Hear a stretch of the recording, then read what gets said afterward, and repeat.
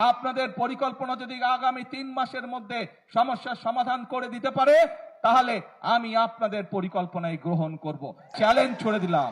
বাদ দেন 3 মাস, আরো 3 মাস আমি তাদেরকে দিলাম। যদি 6 মাসের মধ্যে তারা সমস্যার সমাধান করতে পারে, তাহলে তাদের প্রত্যেকটি পরিকল্পনা আমরা বাস্তবায়ন করব।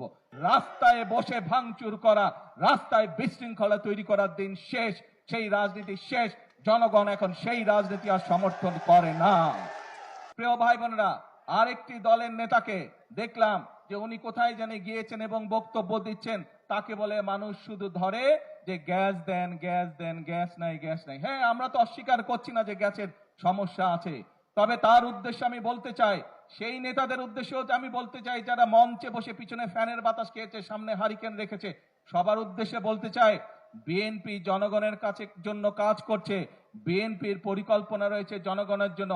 কিভাবে আমরা জনগণের এই জ্বালানি সমস্যার সমাধান করব, ইনশাআল্লাহ আগামী এই যে সংসদ 27 তারিখে শুরু হবে, এই সংসদে আমরা সংসদের মধ্যেই আমরা বাংলাদেশের জনগণের সামনে উপস্থাপন করব আগামী 10 বছর আমরা কিভাবে এই দেশের মানুষের জন্য জ্বালানি সমস্যার সমাধান করব, সেই পরিকল্পনা দেব।